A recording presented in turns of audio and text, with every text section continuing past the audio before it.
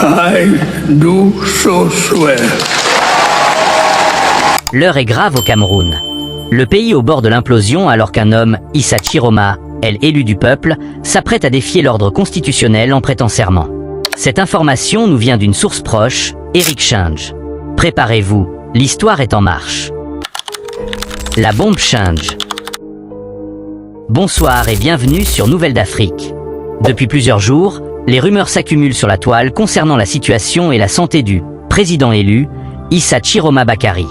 Aujourd'hui, un proche, Eric Change, brise le silence et fait une sortie fracassante qui pourrait bien changer le cours de l'histoire politique du Cameroun.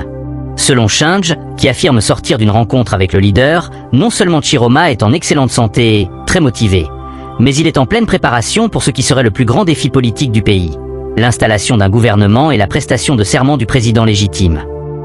Écoutez, il est important d'informer cette opinion internationale et nationale, n'est-ce pas, de cette vérité des urnes, hein, de l'élection de M. Issa Chiroma Bakary, du fait que lui, il va prêter serment le moment venu. Il est en train de se préparer pour. Et le Cameroun doit, n'est-ce pas, il faut une rupture avec le passé, il se prépare pour le faire comme il le faut, et j'étais impressionné en le voyant, n'est-ce pas, à quel point il est conscient de tout ce qui se passe et de ce qu'il doit faire, c'est qu'il lui revient en tant que président élu, n'est-ce pas, de travailler pour le peuple camerounais. Ce qui le préoccupe en ce moment, c'est la paix dans ce pays. Il regrette, n'est-ce pas, le fait que le sang a coulé. Il regrette le fait que, au lieu que les urnes nous aident à déterminer qui va gouverner le pays, c'est plutôt certaines personnes qui veulent plutôt utiliser les armes pour s'imposer. Très bien, monsieur. Cela, il a beaucoup regretté. Très bien, monsieur Echindé. Donc, l'objectif, si j'ai bien compris, premier, vous entendre, c'est effectivement un devoir de vérité par rapport à la réalité du moment. Mais vous conviendrez quand même qu'on est tenté de penser, sachant que le président élu Issa Chiroma Bakary a fait une sortie à 48 heures, qu'il faut revenir aujourd'hui. Nous sommes le 5, disons-nous bien que nous sommes le 5 novembre, on est tenté de penser que c'est plutôt pour gêner, voire impacter la prestation de serment du président Paul Biya, qui, je vous le rappelle, a été déclaré vainqueur par le Conseil constitutionnel à cette élection. Non, surtout pas, je ne sais pas de quoi vous parlez. Monsieur, la vérité des urnes est claire. Et j'ai circulé depuis le 12 octobre, circulé un peu en Occident et en Afrique, et puis au pays. Et il y a une vérité qui est claire. M. Chiroma a été plébiscité par la majorité des Camerounais. En anglais, on parle de landslide, hein, comme il a gagné ces élections. Et c'est ça qui est important. Et je crois que tout ce qu'il fait, c'est d'abord se préparer d'un côté, mais aussi de rassurer les Camerounais de l'autre, qu'il a bien compris. Et il est prêt à prendre ses responsabilités. Donc pour vous, la prestation de serment de demain, c'est mascarade. Vous insinuez que ce serait donc une mascarade, cette investiture. Vous pouvez voir ça comme vous voulez, mais je crois que le peuple camerounais n'est pas dupe, le monde n'est pas dupe, la communauté internationale avec laquelle cette communauté, n'est-ce pas, j'ai, vous le savez bien, énormément de contacts avec, et tout le monde, il est clair, n'est-ce pas, dans les esprits que le Cameroun a un nouveau président, le troisième président de la République camerounaise, M. Issa Chiroma Bakary, et en ce qui nous concerne, donc, c'est le monsieur qui doit prêter serment. Donc, nous ne fions pas à cette mascarade d'élection. M. Chiroma le sait et il est en train de se préparer en conséquence. C'est ça le plus important. Il faut remettre le Cameroun sur les rails. Il le sait. Ça va prendre du travail. Il ne peut pas le faire, n'est-ce pas, au hasard. Il ne peut pas le faire, n'est-ce pas, de manière intempestive. Il doit absolument se préparer et préparer son équipe, revoir son programme et s'assurer que quand il va se mettre au travail, enfin, quand il va prendre le pouvoir, quand il va prêter serment, il sera prêt pour démarrer. Je reviens sur monsieur Echindé. Donc si je comprends bien, le président élu Issa Chiroma Bakary va à tout moment prêter serment à Yaoundé. Et la Constitution ne prévoit pas un délai pour prêter serment, il y a un délai prévu. Je ne crois pas, et il va le faire le moment venu. Il est en train de se préparer pour, et je ne crois pas que, sauf si je me trompe, mais je ne crois pas, je crois que cette question a été débattue par les avocats et les hommes politiques du pays. Donc ça ne pose aucun problème. Il va falloir absolument qu'il se prépare en conséquence, et c'est ce qu'il est en train de faire.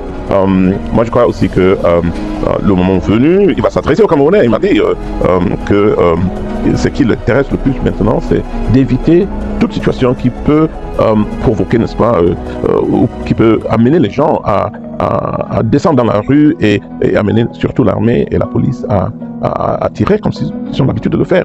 On se demande pourquoi. On ne gagne pas les élections à travers, avec des armes, on gagne les élections avec les urnes. Et ça a été fait au Cameroun et on espère, M. Chiroma surtout, et le monde la communauté internationale, puisqu'on le dit ainsi, la communauté internationale attend ce que n'est-ce pas, la loi soit respectée. Très bien, M. Richindier. Alors, nous savons que d'après les textes, ce n'est pas l'investiture qui fait la légitimité, mais c'est bien effectivement le peuple, par son vote, qui fait la légitimité. Donc, en l'occurrence, sur quels éléments vous vous fondez pour affirmer ce que c'est M. le Président Chiroma Bakary, le président élu, à la sortie des urnes? En réponse à votre question, je regarde chaque Camerounais qui me regarde, qui me voit en ce moment. Que pensez-vous? Que pensez-vous de la vérité de ces urnes, le 12 octobre? Je suis convaincu que la majorité, sans question la majorité, a voté pour M. Chiroma. Vous le savez, je le sais, la communauté internationale le sait. C'est ça que même beaucoup de chancelleries, beaucoup d'organisations internationales ne sont pas précipitées pour féliciter la personne qui a été choisie par le Conseil constitutionnel. Ce n'était pas nécessaire. C'est une violation, n'est-ce pas, de la loi. Et donc, nous avons en toute légitimité, je ne sais pas si ça se dit comme ça, mais M. Chiroma Bakary s'est comporté en toute légalité, en toute légitimité et en toute, comme je l'ai dit tantôt, il est préoccupé par le sort de ce pays en ce moment délicat dans l'histoire du pays. Et c'est sa seule préoccupation. Que tout se passe dans le calme, sans effusion de sang, et que le moment venu, il prendra ses responsabilités, il travaillera avec tous les Camerounais. Il a bien envie de le faire et je crois que si j'ai bien entendu tout ce qu'il me disait, dans ce vue, il invite tous les Camerounais, tous, sans exception, à prendre aussi leurs responsabilités, parce que cette victoire, c'est la victoire, c'est pas la victoire de Chiroma, et il faut que le peuple réclame leur victoire, réclamer leur victoire, que le peuple, n'est-ce pas, ait la patience qui s'impose pour un moment aussi historique. Que le peuple ait cette patience de comprendre, de laisser le temps de bien se préparer et au moment venu, il va annoncer aussi son gouvernement et se mettre au travail pour le peuple camerounais. Cette déclaration intervient dans un contexte de haute tension, juste avant ou juste après la prestation de serment officiel de Paul Biya. Chiroma, l'élu et sa préparation. Éric Chindge insiste sur le fait qu'il est temps de rétablir la vérité des urnes auprès de l'opinion nationale et internationale. Pour lui, le vote du 12 octobre a désigné sans ambiguïté Issa Chiroma Bakary comme le troisième président de la République camerounaise. Chindge affirme que Chiroma a remporté l'élection avec un landslide, une victoire écrasante, et que son unique préoccupation actuelle est la paix dans le pays. Il regrette que le sang ait coulé et que des individus aient cherché à utiliser les armes plutôt que les urnes pour s'imposer. Chiroma est donc parfaitement conscient de la situation et de ce qui lui incombe en tant que président élu. Ce qui est crucial, c'est l'appel à la rupture avec le passé. Chiroma ne veut pas agir à la hâte. Il se prépare activement, dit Chindge, pour s'assurer qu'il est prêt à démarrer son travail une fois qu'il aura pris ses responsabilités. La préparation est totale. Revoir son programme, préparer son équipe et s'assurer de pouvoir remettre le Cameroun sur les rails. La mascarade et le silence international. La sortie d'Éric Chindge est un défi direct à l'autorité du Conseil constitutionnel et du régime en place. Il qualifie clairement la prestation de serment de Paul Biya de mascarade et de non-événement. Selon la source, l'élection a été tronquée par un Conseil constitutionnel que le monde entier a vu, prêt à rentrer dans tout ce qui est illégal et illégitime. Le régime en place aurait marché sur l'honneur du peuple et ignoré les faits. Chindge soulève un point fondamental. Ce n'est pas l'investiture qui crée la légitimité, mais bien le peuple par son vote. Il interpelle d'ailleurs directement les Camerounais. Que pensez-vous de la vérité de ces urnes? Il est convaincu, et le dit sans détour, que la majorité a voté pour Chiroma. Cette conviction est appuyée par le silence de la communauté internationale. Chindge note que beaucoup de chancelleries et d'organisations internationales ne se sont pas précipités pour féliciter la personne qui a été choisie par le Conseil constitutionnel, un silence qu'il interprète comme une reconnaissance tacite de la vérité des urnes. Chiroma, quant à lui, est considéré comme agissant en toute légalité et toute légitimité. La stratégie du temps et de la paix. Pourquoi Issa Chiroma n'agit-il pas immédiatement? La raison principale, selon Chindge, est la volonté d'éviter l'effusion de sang. Le président élu Chiroma est surtout préoccupé par le sort de ce pays en ce moment délicat et insiste pour que tout se passe dans le calme, sans effusion de sang. Il veut éviter toute situation qui pourrait amener l'armée et la police à tirer comme ils ont l'habitude de le faire. Pour Chiroma, les élections se gagnent avec les urnes, pas avec les armes. Le temps que Chiroma prend est un temps de stratégie. Il ne s'agit pas d'un vide juridique concernant un délai pour prêter serment, mais d'une nécessité de bien se préparer. Il invite le peuple à la patience, car cette victoire est la victoire du peuple et non la sienne. C'est pourquoi, le moment venu, il annoncera son gouvernement et se mettra au travail pour le peuple camerounais. L'escalade et le spectre ivoirien. Mais la situation ne fait qu'empirer. Si Paul Biya devait prêter serment malgré tout, un non-événement pour l'opposition, dont le mandat prend fin, selon Change, le 5 novembre à minuit, quelle est la suite?